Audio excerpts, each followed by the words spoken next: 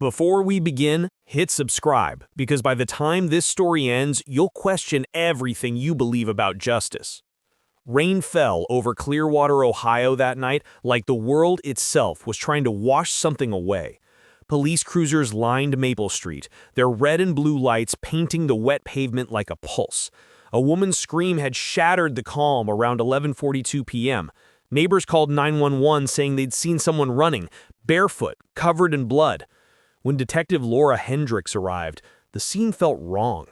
The victim, a 26-year-old waitress named Emily Cartwright, lay beside her open front door. Her phone was smashed, her nails chipped from fighting. The back porch door was ajar. Whoever did this didn't run far. He bolted into the woods behind her house, and that's where the trail began. Within hours, they had a suspect, Ryan Cole, a quiet auto mechanic who lived 2 blocks away. A neighbor had seen a man matching his height sprinting toward his garage that same night. A single bloody footprint, size 10, matched Ryan's work boots. Hendricks didn't buy it. Too clean, too fast, too convenient. But the department needed an arrest. Fear spreads faster than facts, and the town wanted someone in handcuffs by morning. Ryan swore he'd been home watching TV.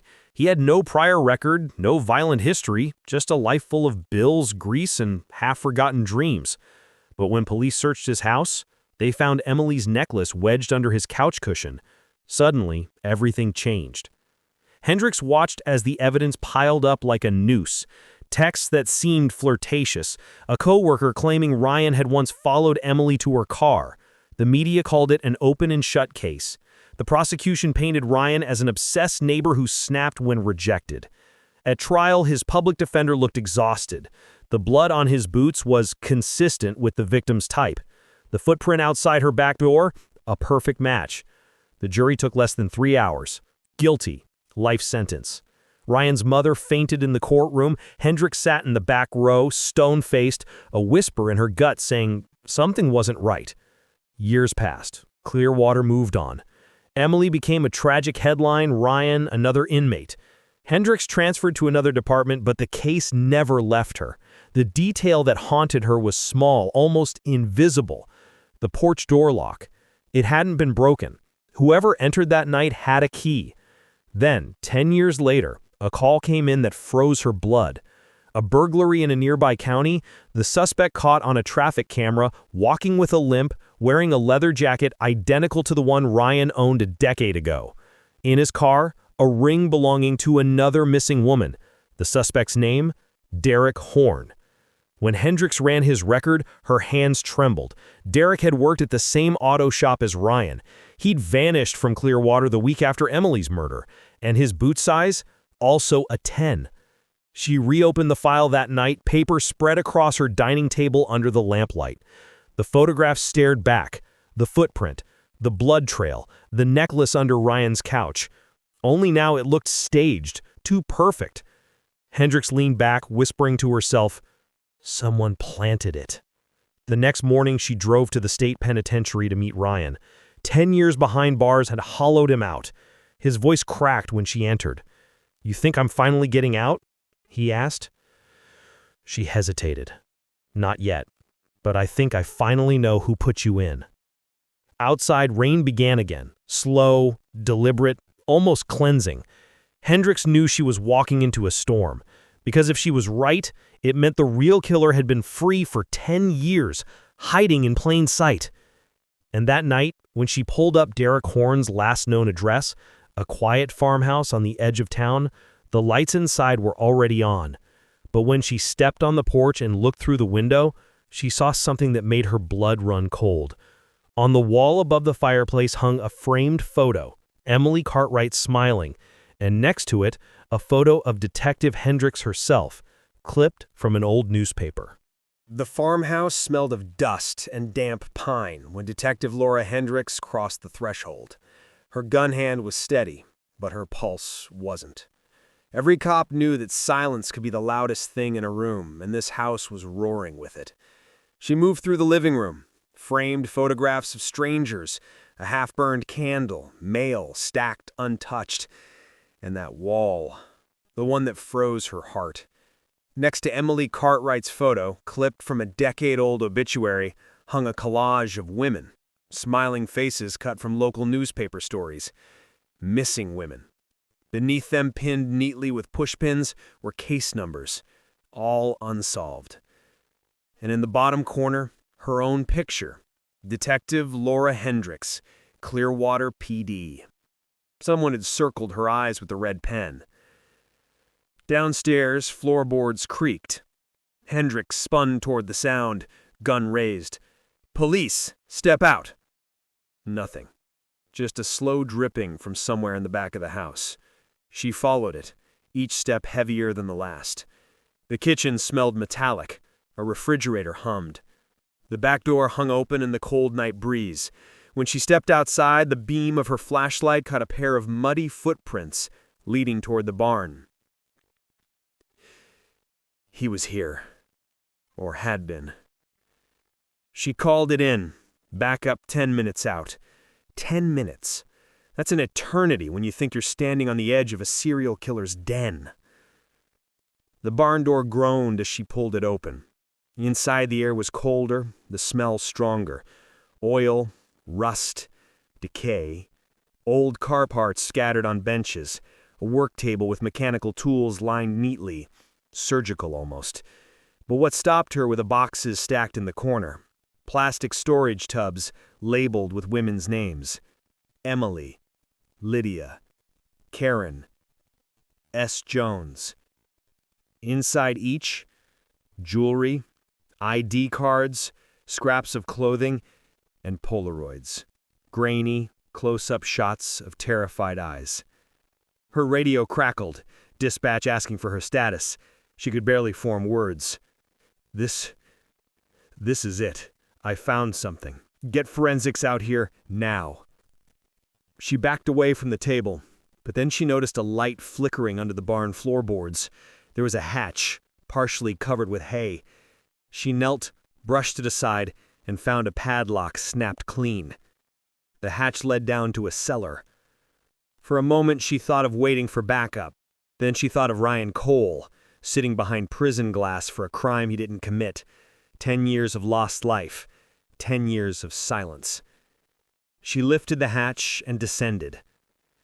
The air was damp, the concrete walls sweating. A single bulb swayed overhead. On a workbench, photographs were pinned up in a perfect grid. Crime scenes from Clearwater, Emily's porch, the backyard, Ryan's garage. Each labeled, each dated. The evidence looked too precise, too convenient, as if someone had documented his own deception. Hendricks ran her hand across the table. There in a sealed bag was Emily's necklace, the same one found under Ryan's couch, the one that convicted him. Her stomach twisted. This wasn't just guilt. It was orchestration. Someone had built a case like an architect builds a cathedral.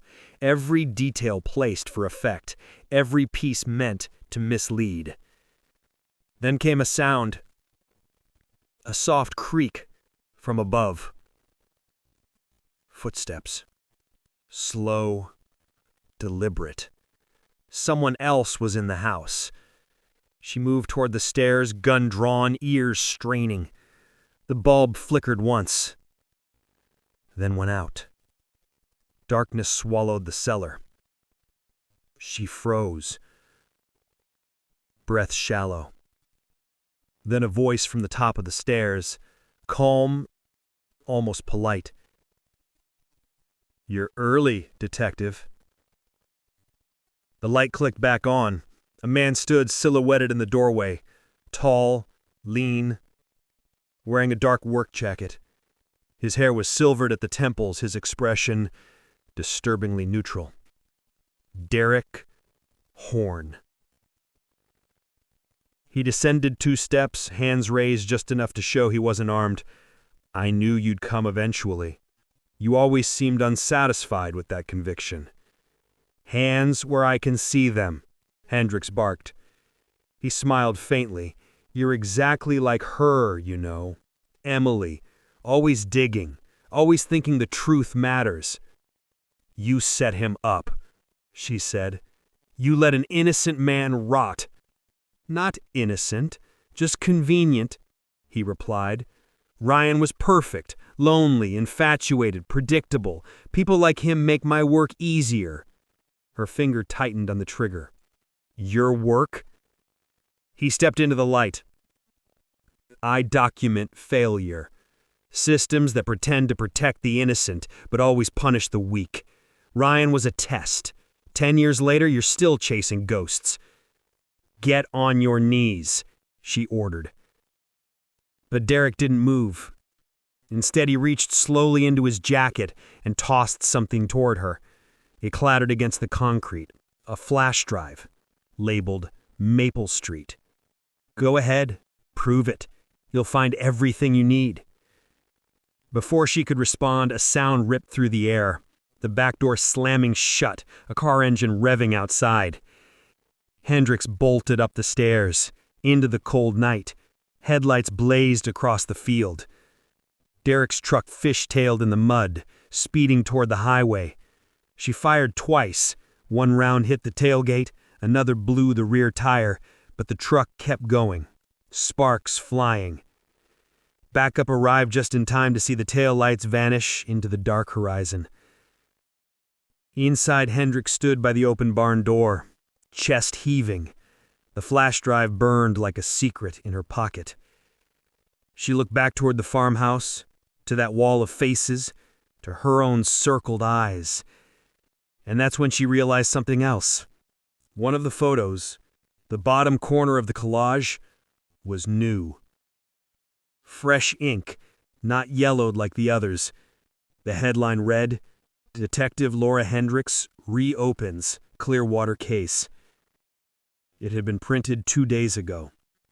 The killer knew she was coming before she ever set foot in that house. The flash drive blinked like a heartbeat in the evidence room, a blue pulse in the dark. Detective Laura Hendricks stood alone with the hum of the server rack and the cold certainty that she was already late. She didn't trust anyone else to see it first, not after what she'd found in that farmhouse, not after the way the case had turned neat, too neat, 10 years ago. She slotted the drive. A folder tree unfolded.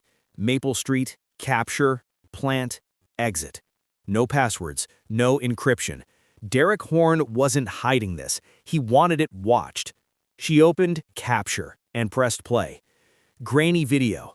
A view of Emily Cartwright's porch in the hours before her murder, shot from a high angle, probably from a tree or gutter cam. A man approached, face hidden under a hood. He pulled a key from a lanyard and let himself in without forcing the door. Hendricks felt the old detail stab again. The lock was never broken. The next file, plant. Another angle, another night. Ryan Cole's small living room glowed with the muted blue of a TV left on. The camera held, patient, until a hand slid into frame and lifted a couch cushion. A zip bag appeared, then vanished beneath the cushion. The hand wore a glove with a frayed seam by the thumb. The arm was strong, the motion practiced. The figure turned just enough for the camera to catch a profile. Sharp jawline, silver at the temples. Derek. Hendricks' throat tightened. There it was, what the appeal boards had called speculation. There it was in brutal silence. She opened exit, footage of a garage at 3:11 a.m., a pickup idling, a man in a leather jacket tossing a pair of boots into a bin marked donation, then sliding on another pair, same size, new soles. She froze the frame. The boots were size 10. The treads matched the print pictures from Emily's back porch. Manufactured coincidence, fabricated certainty. Then map. A static image with pins and dates overlaying a county map. Each dot corresponded to a missing woman, each date to a shift schedule pulled from the auto shop calendar. At the bottom, a note in white text. When the system wants an answer, give it one. Her radio crackled. The tech on duty asked if she wanted a copy burned. She said no, printed stills, and pocketed the drive. On her way out, she signed a log that felt like a confession. If Derek had filmed his own deception, he either had grown arrogant or he had a reason to stop running. She found that reason in the last folder, one she almost missed because it sat outside Maple Street. It was named Laura. She clicked it. A still photograph of her townhouse taken across the street. Another of her in coffee shop window, in plainclothes, unaware. Below them, a single line of text. "You'll understand why I chose Ryan. You're next." The city passed by in sheets of headlights as she drove to the prison. The warden had called at dawn. The Innocence Project lawyers were demanding emergency access after receiving an anonymous package. It contained a flash drive, another one, mirroring what she'd just seen. Derek had tripled his insurance. They brought Ryan to an interview room. He looked like a man temporarily allowed to breathe after a decade underwater. Hendricks set her folder on the table, slid photos toward him, without ceremony. He flinched at the stills of his own living room. Someone put it there," he whispered. "I know. We're moving fast. Don't talk to anyone but your attorney. Today's going to get loud." "Is he going to walk?" Ryan asked, voice catching on the word like a splinter. "Not if I can help it." By noon, her affidavit, the drive, and the map were in a judge's chambers. By 2, a stay of conviction had been issued, pending a hearing. The prosecutor's office shifted from stone to water in minutes. A representative called, voice thin, asking for a meeting. Hendricks said she'd meet them after she found Derek Horn. She asked dispatch for last known utilities on the farmhouse. The electric bill wasn't in Derek's name. It was in the name of a company that didn't exist 10 years ago, Pemberton Consulting. She ran it. It hit on a P.O. box that hit on a retired city employee, Evan Pike, evidence technician, Clearwater PD, chain of custody manager on the Cartwright file. Her stomach dropped. She remembered Pike, precise, humorless, the kind of man who measured his coffee with a digital scale. He retired a year after Ryan's conviction. He'd trained half the new hires on handling sealed exhibits. He'd logged the necklace. She knocked on his bungalow door at 4:06 p.m., the winter light already thinning at the edges. Pike opened in a cardigan, face pale when he saw her badge. "We need to talk," she said. Pike tried for wounded dignity. "About what?" "About how a necklace left your property room and found its way under the wrong man's couch." A tremor passed through his jaw. He looked past her, as if expecting someone else to step out of the evening. No one did. He exhaled, then stepped aside. The living room was immaculate. Stacks of woodworking magazines on the coffee table, a cabinet with a lock. Hendricks let silence stretch until it snapped. "I logged out of that room before your shift ended, Evan.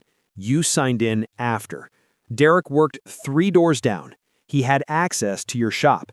Someone fed him cases. Someone taught him where to press." Pike's eyes shined wet. He sat heavily as if gravity had suddenly increased. "It wasn't supposed to go that far." His voice sounded old, brittle. "We were drowning. Media, politics. The chief said the town needed closure. Derek, he came around after the first burglary spree. He said he could help. He had friends in low places. He wanted to prove a point about the system. I thought, if the guilty man was as good as caught, what harm is there in tidying the story?" "Tidying," she repeated, tasting the word like ash. "He told me Ryan followed her. He showed me texts. I thought, this is inevitable. The necklace was already misbagged. I saw a chance to make the evidence behave." "I didn't kill her," he whispered. "No. You just built the road the killer walked on." Pike pressed his hands together until the knuckles blanched. "He said it would end with one. He said the town needed closure. And then the disappearances continued in other counties. I tried to back out. He laughed. You don't understand him. He thinks he's demonstrating something. He thinks victims and suspects are props in a lecture. He thinks we were his students." "Where is he?" Hendricks asked. Pike stared at the locked cabinet. "He left a message for me yesterday." He nodded toward the cabinet. "He'll go where he tied the first knot, the bridge over Haley Creek, midnight." Hendricks opened the cabinet with his key. A burner phone lay inside, screen lit with a single text from an unknown number. "Midnight, Haley, bring Laura." She took photos, bagged the phone, and called it in. The captain wanted to surround the bridge with a TAC team. Hendricks refused. "He won't see armor. He'll know I broke my word to them. He wants a conversation." The bridge at Haley Creek was a concrete scar over black water. Midnight made it a stage. Fog gathered in sheets, drifting through the girders like slow ghosts Hendricks didn't believe in. She parked 100 yards out, Kevlar under her coat, wire at her collarbone whispering the SWAT team's positions. Silent, invisible, held at the perimeter per her insistence. She walked to the center of the bridge. A man stepped from the fog like he'd been sculpted by it. Derek Horn, leather jacket, silver at the temples, hands empty, as if to say the only weapon here was the truth he believed in. "You came alone," he said. "Not quite," she said, the wire a quiet secret. "But we can pretend." He leaned against the railing and looked down at the water. "Do you know why I picked Ryan? Why it had to be someone like him? You picked the man least able to fight back." He smiled, not kindly. "I picked the man the system would most easily swallow. You think I built that case alone? You think I moved evidence through a chain of custody without fingers already reaching to take it?" He shook his head. "I bent a structure that wanted to be bent. That's the real horror." "You filmed yourself," Hendricks said. "You wanted an audience. I wanted a record, in case anyone ever claimed this was an accident." He looked up at her. "And I wanted you to see. Of all of them, you were the only one who hesitated. You saw the lock. I saw a key." "Whose key?" He laughed softly and tapped his breast pocket. He pulled out a small brass key on a blue lanyard. It matched the one in the video. "You already know, Laura. The boyfriend, the manager, the landlord. Pick a name and watch a town nod along. They want neat boxes. I gave them a cathedral." "Emily fought," Hendricks said low. "She was brave. Braver than most." Hendricks stepped closer. "Tell me who else helped you." "Helped?" He tilted his head. "You still don't see it. I never needed help.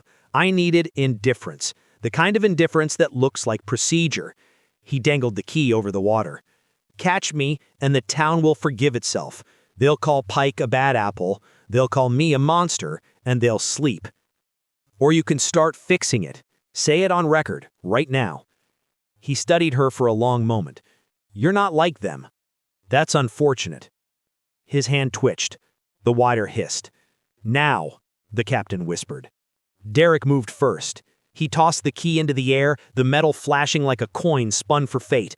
Hendricks lunged. He feinted left, sprinted for the parapet. Tires screamed at the far end as the tack team poured out of the dark. Derek vaulted the rail. Hendricks reached him at the last possible inch and caught his jacket sleeve. "Don't," she said. He looked at his hand on his arm. The water roared below like a long, low verdict. "The system needed a story," he said. "You will give them one." He twisted, not toward her, but away.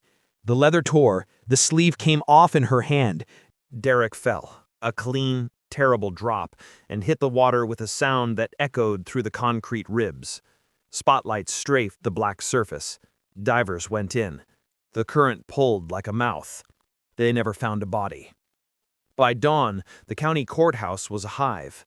The judge signed an order vacating Ryan Cole's conviction and releasing him pending a new trial the prosecutor had no intention of pursuing. Hendricks drove to the prison one last time.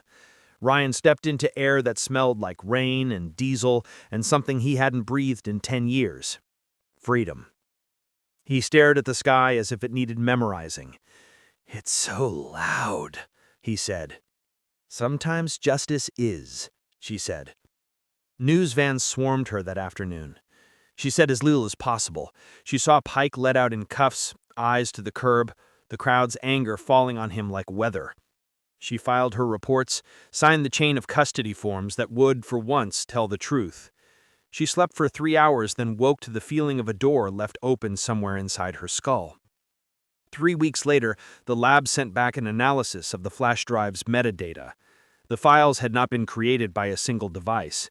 2 different cameras, 2 different timestamps, off by a consistent 5 minutes. Someone had edited the drives together. Someone else had filmed pieces Derek couldn't have. Someone very close to the original investigation. Hendricks stood in the evidence room with the report trembling in her hand. On the bottom, the lab tech had scrawled a note. "There's a second camera operator." That evening, as dusk smeared the city purple, a parcel arrived at Hendricks's door with no return address. Inside, a small plastic bag containing a brass key on a blue lanyard, still damp, still smelling faintly of creek water. Beneath it, a Polaroid of the bridge at Haley Creek taken from the opposite bank, the angle a police observer would choose. On the back, a message in block capitals. The wrong man spent 10 years behind bars. The right one was never alone. She looked up from the photo to the quiet street and felt the case widen instead of close. The town would forgive itself if it could. The headlines would call this justice. But somewhere close, inside a department, inside a courtroom, inside a chain of custody, someone else had stayed hidden in plain sight. She turned the key over, metal clicking against her palm like a clock. If the story felt over, it was only because someone wanted it that way. She set the key on her table, picked up her phone, and called for a new warrant, a new list of names, a new beginning. If you think this story was intense, you're not ready for the next one. Hit subscribe so you don't miss it.